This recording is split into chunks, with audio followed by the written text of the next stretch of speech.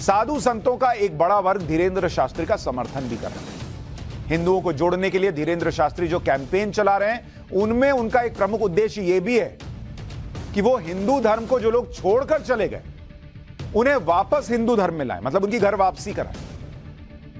धीरेंद्र शास्त्री ने दिसंबर में क्रिसमस के दिन ही मध्य प्रदेश के दमोह में करीब 200 से 300 लोगों की हिंदू धर्म में वापसी के लिए कार्यक्रम किया और इनमें ज्यादातर लोगों ने ईसाई धर्म अपना लिया था। धीरेंद्र शास्त्री ने कहा था कि धोखे और लालच के जरिए इन लोगों का धर्म परिवर्तन करा दिया गया था, लेकिन अब ये हिंदू धर्म में लौट आए।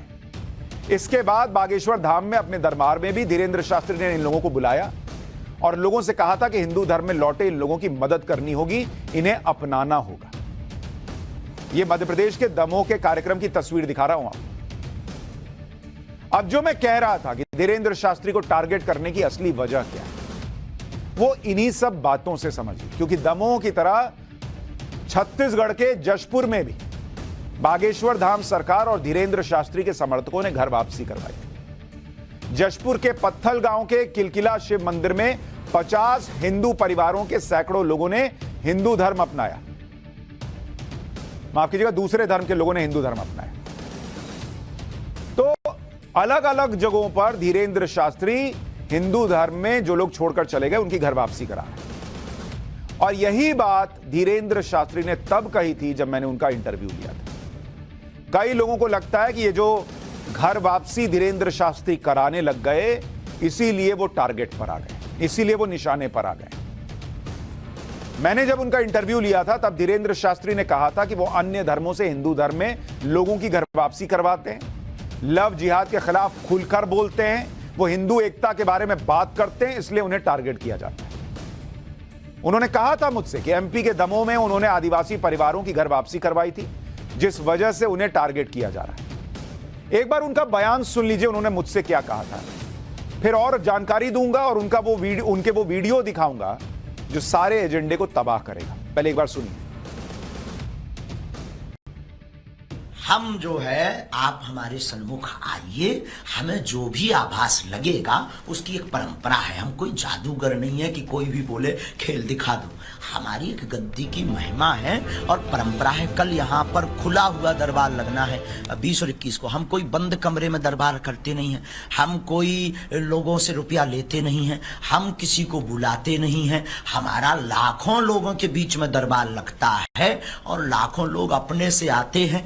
तो भाई कुछ ना कुछ तो जोरदार का तमाचा है और उसके लिए आप आइएगा, वरना आप वहीं बैठे बैठे कृपा पा जाएंगे तो फिर तो ऐसी पूरी दुनिया पा जाएगी। फिर कौन हनुमान जी के पास आएगा? I am not magician, I am real सनातनी डिवोटी।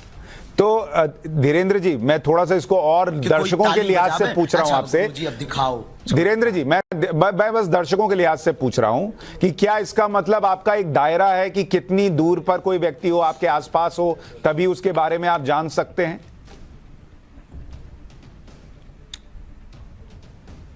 कोई दायरा नहीं है। दरबार की गद्दी की परंपरा है जो हमारे दादा गुरुजी लगाते थे। गद्दी पर आवाहन किया, श्री हनुमान जी से प्रार्थना की कि हे बागेश्वर बालाजी, जितने सन्मुख बैठे हैं उनकी जो जो पीड़ा है उन पर अपनी कृपा करो। हनुमान चालीसा का मन ही मन पाठ किया और मन में आभास को लेकर के पेन कागज लिया, लिखना शुरू कर दिया। उस कागज के आधार पर हमें आभास हो जाता है कि अमुक व्यक्ति की ये अर्जी है, उसके मन में ऐसे ऐसे प्रश्न हैं और ईश्वरीय सत्ता सनातन की क्या ताकत है उसका प्रमाण ये है कि जो व्यक्ति आता उसके वही प्रश्न निकलते हैं। बस इतना है। अच्छा धीरेंद्र शास्त्री जी, क्या आप भूत प्रेत देख सकते हैं? आपने कहा आपने हनुमान जी को नहीं देखा, आपको आभास होता है, उनसे संपर्क है। क्या भूत प्रेत देख सकते हैं आप? हमने किसी को नहीं देखा। हम काहे भूत प्रेत को देखेंगे? काहे हम भैया मरे आदमी, हम जिंदा आदमी है भैया। भूत प्रसाद निकट नहीं आवे, इस हनुमान चालीसा की सिद्धि के कारण जय जय हो जाता है भैया।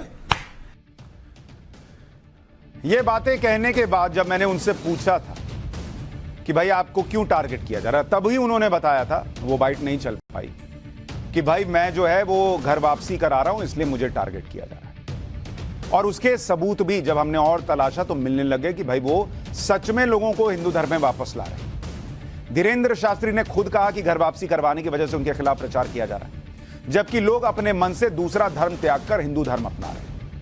21 जनवरी को रायपुर में बागेश्वर सरकार के दरबार के दौरान एक महिला ने सबके सामने अपना धर्म परिवर्तन किया था। आपको वो भी दिखाता हूं, सबके सामने धर्म परिवर्तन। तो ये हाल की घटना आपको बता रहा हूं, सबके सामने ये महिला जो कह रही है कि वो खुद मुसलमान थी, उसने धर्म परिवर्तन किया और बोली कि मैं हिंदू बनना चाहती हूं। और इसीलिए जब चर्चा होती है कि धीरेंद्र शास्त्री अचानक निशाने पर कैसे आ गए, जिन्हें बागेश्वर सरकार भी कहते हैं, तो कहा जाता है, जो आकलन अभी तक लोग कर रहे हैं कि भैया इतना अचानक इनको टारगेट करने की वजह, एक, घर वापसी करा रहे हैं तो इसलिए टारगेट हो रहा है, चौतरफा इन पे हमले हो रहे हैं अचानक से चारों तरफ से। तो एक बड़ी वजह है कि घर वापसी करा रहे हैं, इसलिए लोगों को पसंद नहीं आ रहा कि ये जो कह रहे हैं वो क्यों कह रहे हैं। अच्छा, हिंदू धर्म छोड़कर गए लोगों को फिर से हिंदू धर्म में लाने के अभियान के साथ साथ धीरेंद्र शास्त्री लव जिहाद जैसे मुद्दों को भी उठाते हैं। उनका एक वीडियो बड़ा वायरल है, मैं वो भी आपको दिखाना चाहता हूं, उससे भी आपको पता चलेगा कि क्यों धीरेंद्र शास्त्री आजकल निशाने पर। तो बहनों, मेरी बहनों, इस वीडियो को जरूर जन जन तक पहुंचाना। तुम मर जाना बिना विवाह के, काना, कुबड़ा, लंगड़ा, लूला, इसको स्वीकार कर लेना बहन, मेरी बहन। अगर मुझे मानते हो तो मैं भारत की प्रत्येक बहनों से प्रार्थना करूंगा, स्वप्न में भी किसी दूसरे धर्म का, क्योंकि वो कलावा बांध कर आएगा, तिलक लगाकर आएगा, फिर तुम्हें लव जिहाद का शिकार बनाएगा। कोई सनातन के खिलाफ या तुम्हारी किसी सहेली को कोई दूसरे धर्म का व्यक्ति बहला रहा हो, फुसला रहा हो, माया जाल फैला रहा हो, बहन मेरी प्रार्थना है, हो सके तो उसका पुरजोर विरोध करना।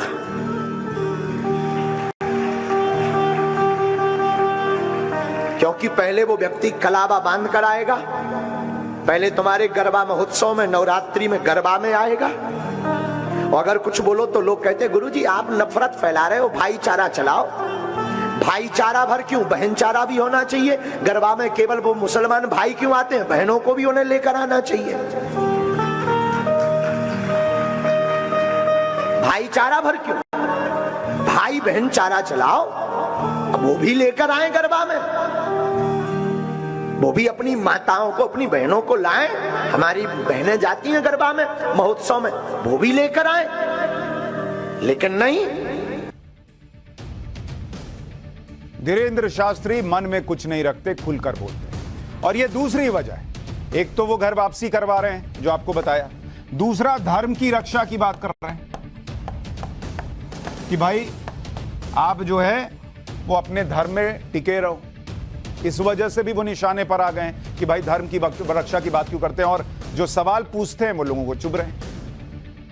अच्छा, धीरेंद्र शास्त्री पर, बागेश्वर सरकार पर कुछ लोग ये भी आरोप लगाते हैं कि वो मुसलमानों के खिलाफ हैं, मुसलमानों के खिलाफ बोलते हैं, जबकि बहुत से लोगों को यह पता नहीं होगा। सच ये है कि धीरेंद्र शास्त्री का जो एक बहुत अच्छा मित्र है वो खुद मुसलमान है, जिन्होंने बुरे दिनों में धीरेंद्र शास्त्री की मदद की, उनकी बहन की शादी का खर्च उठाया था, और धीरेंद्र शास्त्री इस बात को स्वीकारते हैं।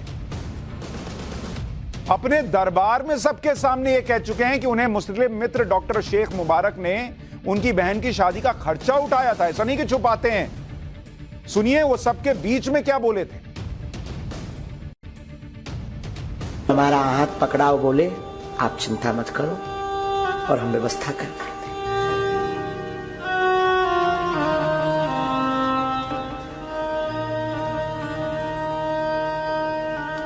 और महाराज जी बिना विचार किए इन्होंने हमें जो है दूसरे दिन 20,000 रुपए ला करके दिए।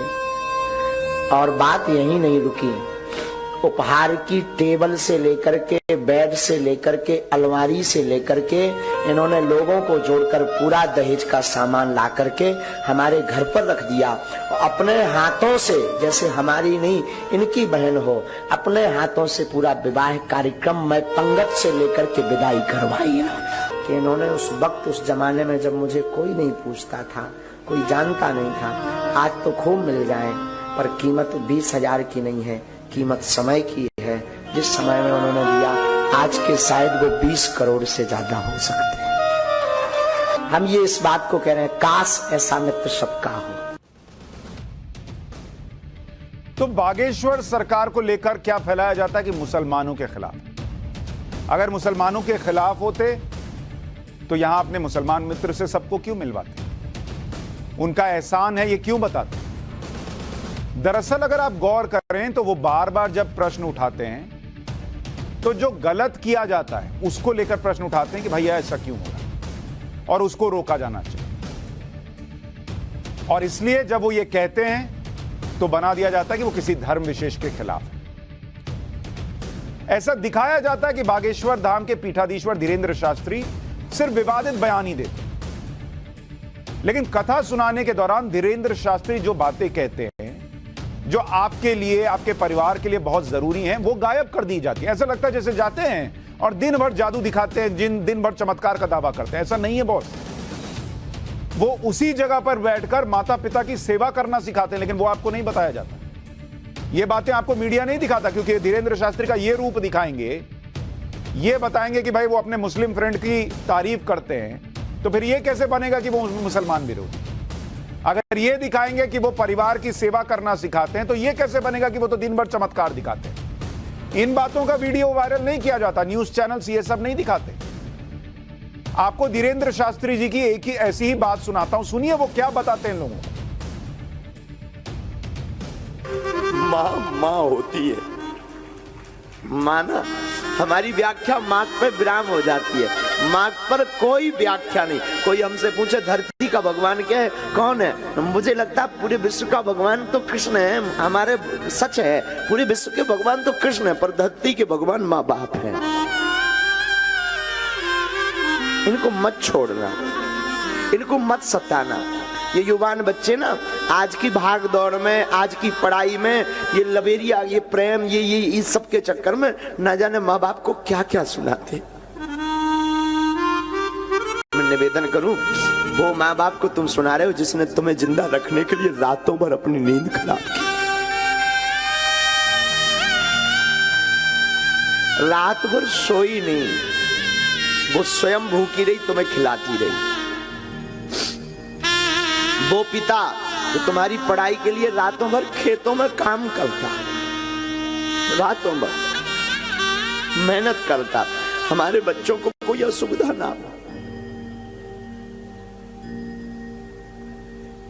निवेदन करूं, सबको सताना, पर बच्चों माँ बाप को मत सताना।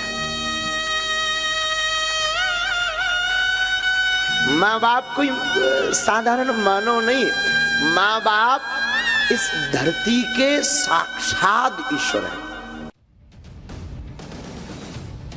बागेश्वर सरकार ये बोलते बोलते खुद भी रो रहे हैं। वहां बैठे लोगों की आंखों में आंसू, कह रहे हैं माँ बाप खुद भगवान है इस धरती पर।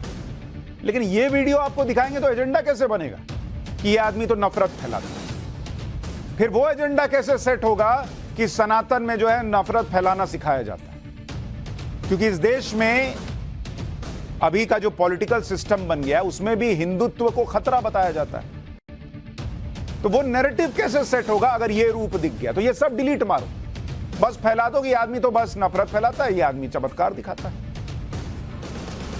ऐसे ही एक कथा कार्यक्रम के दौरान धीरेंद्र शास्त्री की मां भी बैठी हुई थी, जिनके सामने माता पिता पर बात करते हुए धीरेंद्र शास्त्री भावुक हो गए थे। एक बार वो वीडियो भी देखिए। और याद रखना, पिता कितना भी कठोर हो, पिता जितना कठोर होता है, मां उतनी ही कोमल और ममतामयी होती है। और याद रखना मेरे पागलों, तो दुनिया में सबका दिल दुखाना, पर मां बाप का कभी दिल मत दुखाना। बेटा हो या बेटी, कितने भी गड़बड़ हो, कितनी भी गालियां बकलें, उल्टा सीधा बोल लें,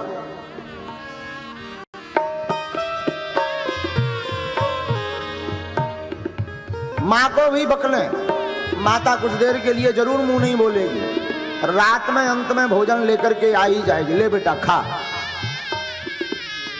इसलिए मां को ममता की मूर्ति कहा। और हमारा तो निज अनुभव है, धरती पर भगवान के दर्शन करना है तो माँ बाप और गुरु यही धरती के भगवान है।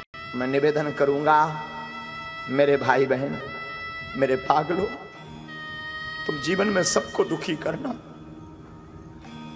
माँ बाप को दुखी मत करना। तुम सबके ऊपर चिल्ला पड़ना, औरों पर चिल्लाओगे कोई नहीं सुनेगा। एक तुम्हारी मां होती है जो तुम्हारा चिल्लाना भी सह लेती है, कुछ नहीं बोलती, मौन हो जाती।